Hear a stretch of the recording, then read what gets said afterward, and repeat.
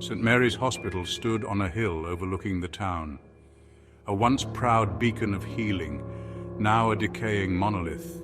The wind howled through broken windows, whistling a mournful tune. Nature was slowly reclaiming its territory, vines creeping up the walls like grasping claws.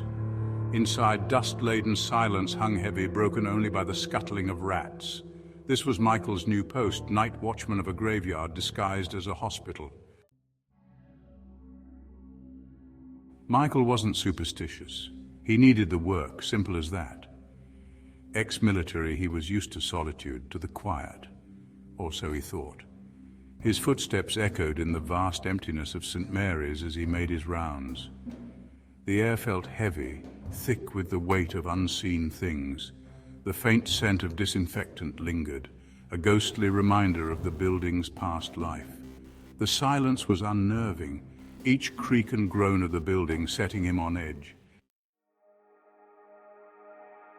The old grandfather clock in the lobby chimed midnight, a single resonant clang that reverberated through the empty halls. Michael shivered, pulling his jacket tighter. The temperature seemed to drop. He shone his flashlight down a corridor, the beam swallowed by the oppressive darkness. A low hum, barely audible, seemed to emanate from the walls themselves. It was the silence that was the worst, a suffocating blanket, muffling even his own thoughts. A sound, faint but distinct. A soft sob carried on the breeze. It seemed to come from the east wing, the abandoned maternity ward. Michael's pulse quickened. He told himself it was the wind, but his hand trembled as he reached for his radio. Static. He was alone. He moved slowly down the corridor, each step echoing in the stillness. The air grew colder, sending a shiver down his spine. Then a flicker of movement at the edge of his vision. A shadow, gone as quickly as it appeared. Section 5, The Ghost of Room 302, A Tragic Tale Unfolds. In the heart of the old St. Mary's Hospital, whispers of the past lingered in the air, heavy with sorrow and mystery. Room 302. He stopped outside, a cold draft seeping out from under the door. The chill seemed to carry with it the echoes of a time long gone, a time when the hospital was filled with life and hope. A nameplate, tarnished with age, read Mary Thompson. A wave of sadness washed over him, unbidden. Mary Thompson. A name that had become synonymous with tragedy and loss. A name that haunted the halls of St. Mary's. He knew the story. A young mother losing her battle with a relentless illness. Her newborn child taken too soon. The photograph of Mary and her baby, once filled with joy and promise, now served as a grim reminder of the fragility of life. Local legend said their spirits remained, trapped within the walls of St. Mary's. The corridors, now empty and silent, were said to echo with their cries, their sorrow etched into the very fabric of the building. He pushed the door open, the hinges groaning in protest. The sound seemed to reverberate through the empty halls, a mournful cry that spoke of years of neglect and forgotten memories. The room was bare, save for a rusted bed frame and a lone rocking chair. The air was thick with the scent of decay, a stark contrast to the once bustling life that had filled the room. It swayed gently as if moved by an unseen hand. The chair's slow, rhythmic motion was both eerie and comforting, a silent testament to the presence that still lingered in the room. He could almost hear the soft lullaby Mary might have sung to her child, a melody lost to time but not to memory.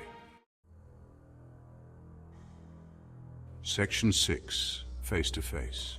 A harrowing encounter. The rocking stopped. Michael's breath caught in his throat. A figure coalesced from the shadows, a woman in a white gown.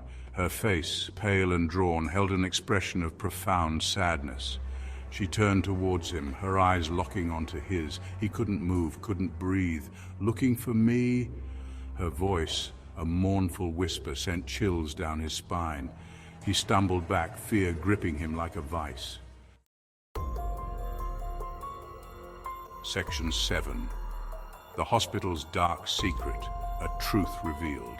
He ran blindly through the darkened corridors, the woman's sobs echoing behind him. He burst out of the east wing, desperate to escape the oppressive atmosphere.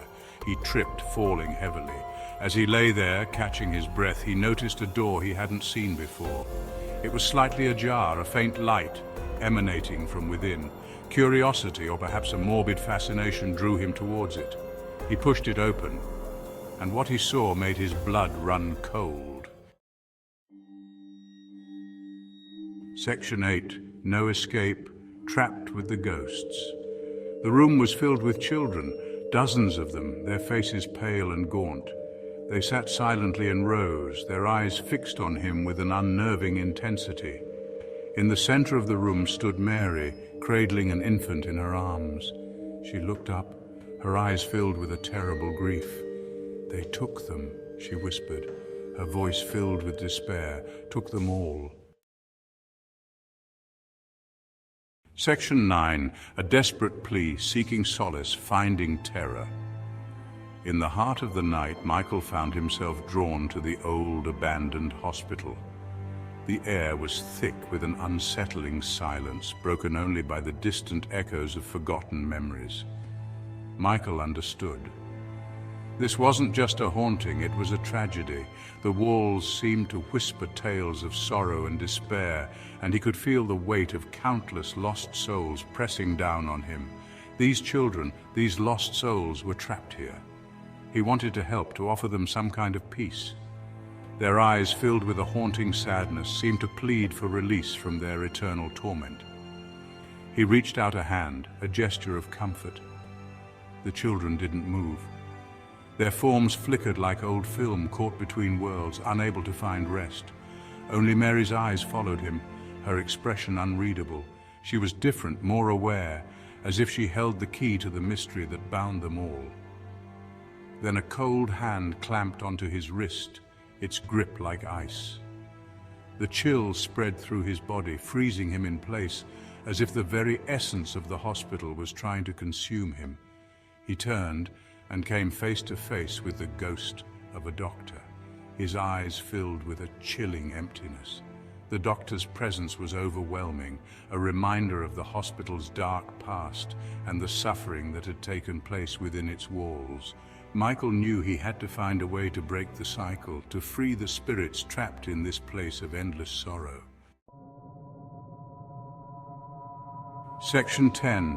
The haunting of St. Mary's forever marked. St. Mary's Hospital, once a place of healing, now stands as a monument to despair and terror. Its walls, steeped in sorrow, have witnessed countless tragedies. Michael screamed. He thrashed against the grip, but it held him fast. The air around him grew colder, and he could feel the icy fingers of the past tightening their hold. His heart pounded in his chest as he struggled to break free. The children began to close in, their eyes burning into him. Their laughter, once innocent, now echoed with a sinister tone. Each step they took seemed to drain the light from the room, plunging Michael deeper into darkness. He was trapped, just another lost soul in St. Mary's grim history. The walls seemed to close in on him, the weight of countless spirits pressing down. Every corner of the hospital held a memory, a fragment of a life lost too soon. The last thing he saw before the darkness consumed him was Mary's face, a single tear rolling down her cheek. Her sorrow was palpable, a testament to the pain and suffering that had taken place within these walls. Her eyes, filled with a deep sadness, seemed to plead for release. The haunting of St. Mary's continues. The spirits of the past refuse to rest, their stories left unfinished. Each night the hospital comes alive with the echoes of the departed, their whispers filling the air. The wind still howls through its broken windows, carrying the whispers of the lost. It weaves through the corridors, a constant reminder of the hospital's tragic past. The very air seems to vibrate with the energy of those who once walked its halls.